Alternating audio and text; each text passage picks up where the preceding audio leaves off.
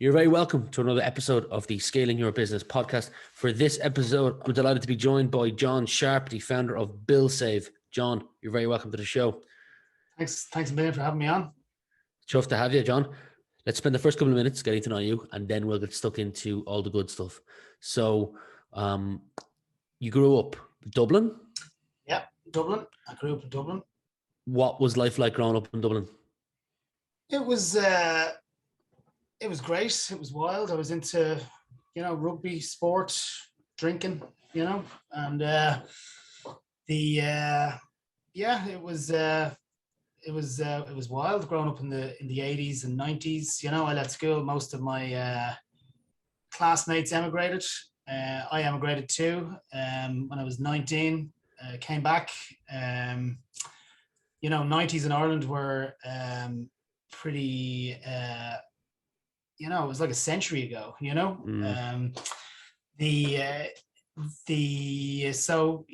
was I got into sales early doors in my career. I think I was selling ads for the Garda Journal back in the 90s.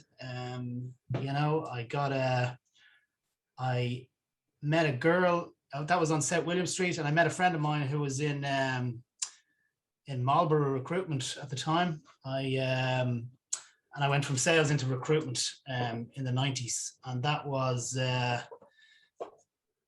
the time I stopped. I gave up drink back in 1999, and that was it. My career took off from there pretty much. So I think I was in Marlborough 3 months, and I remember billing 26 grand in the February, I think, of 1999, and or maybe February of 2000. And I remember getting my paycheck, and I think it was 1,800 quid or something like that. And I remember thinking to myself that I wouldn't mind getting onto the other side of that equation, And now it took me a few years and a little bit of mentorship. I was working on behalf of a client, a crowd, Thomas International, and I was working as a recruiter, recruiting a sales guy for them. And the guy, my client, guy by the name of John Lanigan, he was the MD of Thomas International at the time. I remember being really impressed with him, and I remember thinking, I need to go work with this guy. I need this guy. This guy is will take me to the next level. And true enough, I went. I said to him, "Listen, I'm recruiting this job for you, but as I'm selling it to candidates, I'm selling it to myself more and more." So Thomas International provide personality profiling tools, emotional intelligence tools, aptitude testing, and all that kind of stuff. So I went and worked for him, and I spent a few years traveling around Ireland, meeting HR directors, doing diagnostics on their companies, applying those tools, whether it be in recruitment, training, succession planning, whatever it might be. But I remember I was working with John about 3 years, and it had been a huge, period of self-discovery, self-awareness. And he came into me one day, and he basically fired me. He just said, "Listen, I was hacking away on cold calls, trying to get meetings to present these tools and all that kind of stuff." And, he just pushed me out. He said, "John, you're wasting this, And he pushed me out. And I remember at the time I was sort of toying with an idea of offering a service, a recruitment service that had the personality profiling as a component. All right. So I remember my brother had a small office in Rathmines. He gave me a room. I was trying to get jobs on. I was trying to explain it. And then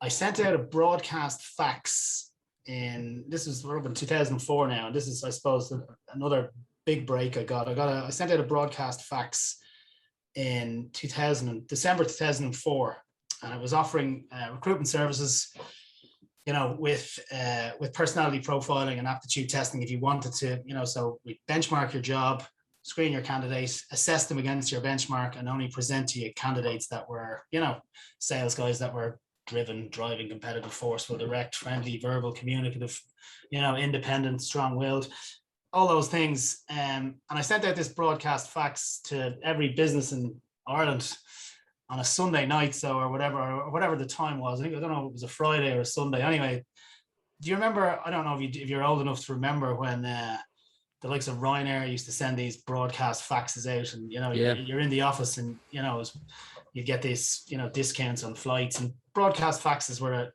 a thing. They were an actual way of marketing. So I sent this out offering the services, and I got one response, and it was from a recruitment agency that wanted me to recruit recruiters, and so I was off and running, and I said, listen, I don't have a database, but what I will do is I've looked at the areas you guys specialize in, and what I'll do is I will create a list of individuals, and I'll go after them and see if we can get them to the table for you, and they said, well, listen, we've got our own list, so go after those guys there. They gave me a list. I started calling, and it was at the time I really didn't have any sense of where we were in economic cycles at the time, but we were pretty much on the run up. It's 04. We're on the run in here now. The bubble is the 07, 08 financial crisis. The bubble is being inflated rapidly in this period. Now, I wasn't aware of that at the time. In retrospect, I can see. But when I started headhunting recruiters, I started getting calls 10 minutes later from the directors of these firms. Hey, you came after our guys. We need guys. Can you come in and talk to us? So before long, I was dealing with, all of the top recruitment agencies in Ireland, and I was recruiting recruiters on their behalf. And, that was great. But, you sort of learn the hard way that in something like that, it's the trend that's your friend. And when I say that I didn't know any sense of the economic cycle, I could see that, agencies were starting to hemorrhage recruiters in the beginning of 2008.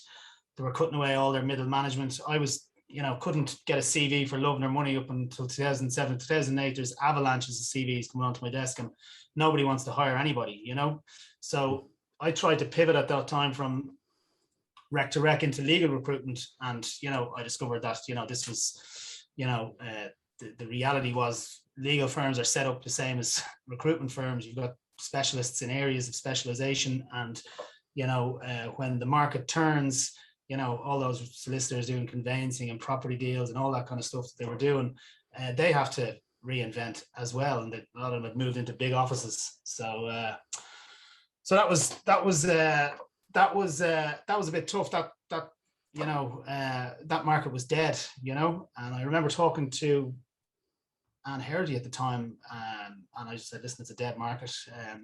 She was talking about her contractors, and how contractors in recruitment, sort of help see you through the tough spots. So I was thinking, sort of what kind of contractors can I get on? What can I do here?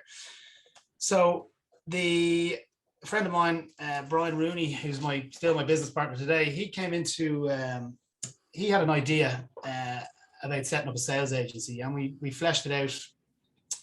And Billsave originally, we had done deals with sort of second tier providers in areas like telcos, electricity and gas, waste management. So we were going into business saying, listen, we're in the middle of this recession here now. This is late 08, early 09. We're in this recession here now. We'll go in, we'll send a sales guy in to do a diagnostic on your bills, and we'll show you how you can, save money, on your essential services simply by switching service provider. So we had a couple of clients we were working with at the time.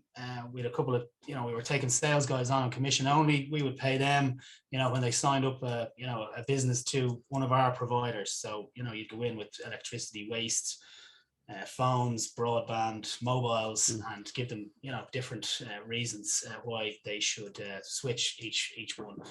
It was a little bit unwieldy, a little bit admin heavy, but we persevered. And similar to the broadcast fax, one fax, and there was sort of, kept us going for maybe 3 or 4 years in human capital management, that, you know, the seed was that broadcast fax, and that one fax that landed in that one recruitment agency that the guy picked up. There was one email that we sent to a guy in SSE, and he forwarded it on to someone else, CC'd me on it, and it just said, "Meet Lisa," you know. So we, myself and Brian went in to meet Lisa, and she said, "Listen, I know it's not your gig. You're not, you know, door-to-door sales, you know, but, you know, would you consider, you know, you have backgrounds in recruitment, you know, you're doing all right on this commercial side. Would you have a look at the residential side for us?" Now, Brian had done this when he was in university in the UK. He had worked for one of these firms that did energy switching, you know. And he sort of kicked me under the table, and, you know, sort of, you know, yeah, we will do this, you know.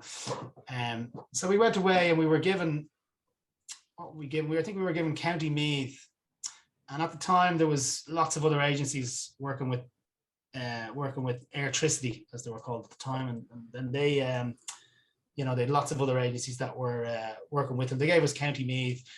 Over the course of time, we sort of elbowed our way into Dublin a little bit. They gave us North Dublin, they gave us Dublin 13, Dublin 17. And, you know, all of the time we were sort of, you know, Brian was coming from financial services, mortgages, you know, I was, you know, dealing with top tier recruitment firms. So we were sort of putting a little bit of polish on an industry that, you know, didn't have much polish on it. Door-to-door sales, you know, guys meeting in car parks, you know, going out. We were putting branding on it, and, you know, geo mapping systems, handheld devices, you know, all this kind of stuff. So over the course of time, then we managed to elbow all of the other agencies out of the picture just on performance. I think around 2016, then, you know, we got a little bit of a wake up call. You know, they split the territory, brought in another agency, you know, that would have been regarded as the sort of, you know, the Real Madrid of agencies in Ireland, you know. But we had the advantage of that, you know, we'd been there, we'd sort of grown in terms of the, you know, the demands of the client, compliance, you know, all that kind of side of things. So, you know, we got tested between sort of 2016 and 2018. They put us toe to toe with a very polished outfit, and we came through that. So, you know, I suppose, you know, where we arrived at just at the beginning of the lockdown, sort of March 2020, we had about 115 employees, and they were all field sales, all field based. We've 5 offices around the country, you know, a fleet of cars on the road, and we shut it down. We had to shut it down. So that forced us into you know, looking at you know, remote call center business, you know. So we took on a platform. We started migrating some of our field sales guys into call center kind of stuff, and you know, started sort of really, you know, really had a bit of time to think about, you know, what our vision for the future might be in relation to this business. You know, what is our product? What do we sell? You know, we sell sales as a service, you know, and whereas we had, you know, sort of a couple of channels we operated in, you know, sort of residential, events, you know, B2B, you know, it was all field based. So, you know, the blessing of the lockdown was that it forced us to look into call center and remote call center. And we have an alumni. We've had, I think there's about 3,500 people have worked for us since 2009, and we've got guys. We've had no problems. We've been able to set up pieces of business in, you know, with our alumni in Bosnia, with guys operating for us in India and South Africa, you know, and it's all the same platform. You know, you log in, plug in your earphones, and we'll channel through the leads to you, you know, and it's an auto dialer. You know, it's been so it's something we wouldn't have done without the time to reflect, you know, the lockdown side of things. So, you know, we want to be able to offer sales as a service, you know, one sales guy, you know, a call center, a feet on the streets sales team, whatever it might be.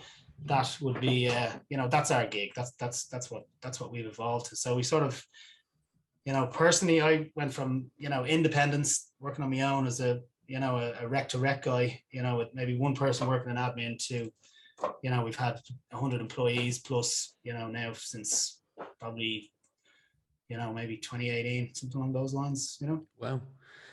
You mentioned recruitment a couple of times in the last few minutes, and I've chatted to probably over 110 entrepreneurs on this podcast over the last 6 months, and something that's come up time and time again is around recruitment. And one of the questions I ask is, do you have a method for when you're recruiting? Because that is an important thing to nail on with onboarding as well.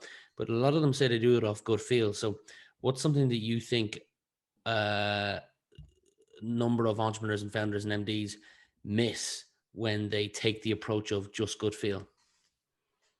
Yeah, I think they miss quite a bit because, you're dealing with personality, if you're just going on gut feel, so, if you're dealing with an introvert, he may not, come across great, but he could be brilliant at the role, similarly, in sales, we find a lot of, extrovert kind of individuals. Extrovert is a double-edged sword. Yes, a lot of extroverts are great communicators, but the corollary is a fear of rejection, so you want to sort of use some kind of a tool to assess whether or not their, fear of failure will outweigh their fear of rejection. You don't want a sales guy who's afraid to pick up the phone, and there's plenty of those, or a sales guy who's afraid to knock on the door or have a door slammed in his face, So, gut feel is, gut feel, a lot of people have a great sense for good talent, a lot of people have a great sense for good talent, but you can augment that with little personality profiling tools. You can augment it with personality profiling tools. References, are great. A person can tell you, listen, I'm A1, but you'd rather hear from someone else, so, a little call into the, references, personality profiling. I think the recruitment piece is a pie, and you got to have different, yes, you have the meeting, the interview, get a sense for the guy personally, but you can also, find out, get a blueprint of his personality, measure that against the needs of the job. You can test their, emotional intelligence. You can test their, aptitude. You can figure out how much, mental horsepower a guy has before they come work for you, because, and you learn the hard way, you get good talent into a role, and, the role, can have exponential impact on the business in terms of the contribution of the individual. But if you get, poor talent, or someone that's at the lower end in terms of fluid intelligence or mental capacity or the workload they can take on, it ends up getting a little bit emotional because, in small businesses, you like people, you want to help people. You don't want to fire someone because, they're not what they're not the superstar you expected them to be, so you can get lumbered with poor talent in a business, and it's dangerous. It's dangerous, especially in roles like recruitment, or key account management, or any of those roles whereby there can be issues that can have a huge impact on the business down the road. Like it may be just a missing something here or there, or not tuned into an opportunity. Missed opportunity, missed nuance, and really bright people that are really switched on, they can sniff out nuance, and they can, if they get a scent for where a deal or a close or something is going, or they find a hot button, they can hone in on that, where, you could find a lot of people in roles that just, aren't at that level, and they just see things at face value, so that's the danger in recruiting without, maybe having a deeper delve into what's across from you, So touching on that, flipping on its head, what's a skill that when you started out in business that you mightn't have been so great at, but was critical to improve on if you were to stay in your role as founder and lead a thriving business? Listening. I was a very bad listener, and I took that as an insult when I was told, you're a bad listener. I had to look up, and this is, I had to look up empathy in the dictionary. When, I was, when I was younger, I was just a typical, driven sales guy, looking to hit numbers, looking to, I was looking to hit big numbers so that I could cut corners in other areas when I was working in businesses, So I was given an example, I think one day my wife got clamped, I think she was my girlfriend at the time. She got clamped, and I think she rang me in work to say she got clamped, I think I might have said something like,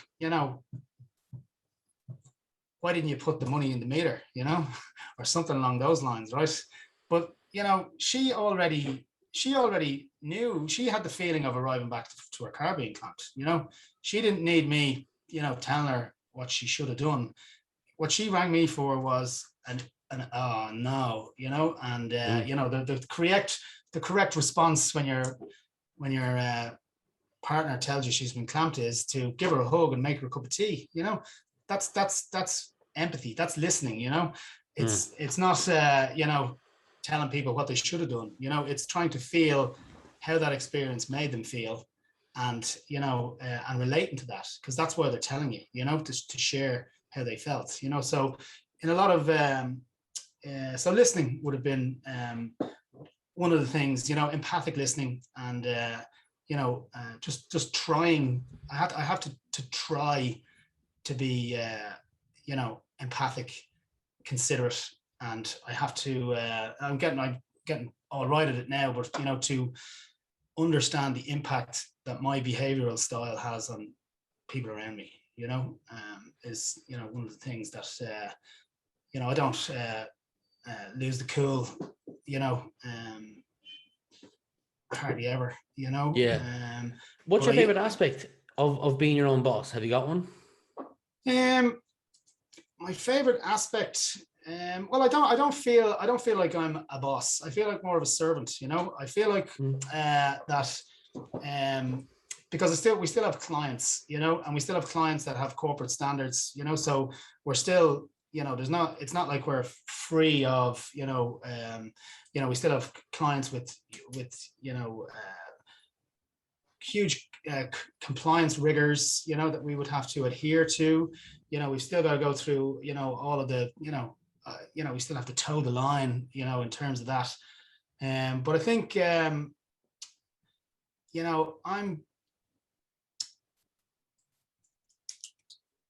I'm fairly, I would say, unemployable, in terms of.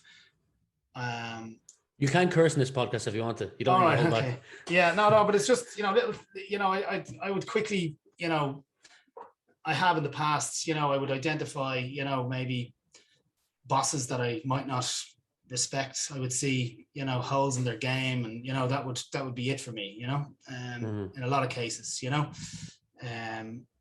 so I suppose you're your own boss, but you're still answerable. You're answerable all around the place to lots of different people. And it's not that you get more time off, or you get you can do as you wish. You've just got to you got to toe the line. But it's just it just suits me better. It just suits me better to be calling the shots. Yeah. No, I get that. I've got two questions left for you, John. The second last one is, what's your definition of success? Well, my definition of success would probably be to my definition of success. It's funny because it's being able to do your work without having to like automation is my idea of success, right? Automation, right? To automate income streams, to, get work, to get work done, repetitive work, to find a way to automate that. If I can get tasks off my desk and the work still gets done, then that's a huge success for me. Like just to be able to figure out a way to automate something, be it onboarding or payroll or, paying the guys or any of that kind of stuff, to be able to just find a way that does that. And you're to put yourself in a position where you're completely redundant, but the business is still, flourishing. That would be my idea of success now, would be to get, everything off my desk, all the tasks I have associated with existing businesses, delegated, processes automated, and then, you can get out of the business and start looking at, building on your vision, Nice. If you were given the final decision-making power to add a mandatory subject to the secondary school curriculum that's not currently on it, what would it be and why? I don't know about a subject, but I found like there's a lot of I have a dog, and he needs he's very energetic, and he needs a couple of walks a day, so when I'm walking the dog, I would listen to audiobooks, and there's been a few that I think would make good, young, if I had known some of the, had some of the tools from, say, Meditations by Marcus Aurelius, like that, like there was a couple of things that got me through the lockdown, just little quotes. But that Stoic philosophy is, dealing with loss, dealing with, things that happen to you, your attitude to, when someone wrongs you, or, your attitude to bad luck, all those kinds of things, I think are, if I had them at a younger age, I may not have, worried or stressed so much. I just would have had better self-talk. So, I think somewhere along the line, Meditations by Marcus Aurelius needs to get onto the leaving certificate, and there's like other stuff, in history, we go through whatever the world wars and Napoleon and Churchill, but like, Napoleon and Churchill, their comebacks, I didn't learn about their comebacks. They had some of the greatest comebacks, that history has ever spoken about. If you talk about being in a bad spot, the first time Napoleon was exiled onto some island in the Mediterranean, he was able to get the guards on side onto his philosophy. He was able to escape, and he was able to get onto mainland France. And he had, I think, a 400-mile walk to France, right, to go back to the Tuileries. And he was able to, along the way, get the support of about 30,000 men. Now, this is in whatever, the 3 centuries ago. And he was able to march on France, on Paris, and, dethrone the recently reinstalled royalty and place himself back at the head of the country, So, that now he was emboldened, obviously, and obviously Waterloo happened after that. It didn't turn out so well. But in terms of, you talk about businesses going pop, or, people losing jobs, or, bouncing back from adversity, that's a great example. And that's not something that we talked about in history. I don't ever remember learning that at school, we don't do much on Winston Churchill, but he was, in the wilderness years, 10 years, he was broke from, speculating on the stock market. He had to write, a book about his early life or something like that, just to, the down payment on a book. He nearly lost his house, all that kind of stuff. Like these, how these guys, hustle when the pressure is on. If I had to, give young people tools, it would be, dealing with adversity, dealing with setbacks, attitude to look, and you can get great examples from these giants of history, and you can get great examples of ways to deal with fate, you know, from Meditations by Marcus Aurelius. The audiobook I would recommend. Great book. We'll finish up here. I know that you mentioned audiobooks and Napoleon.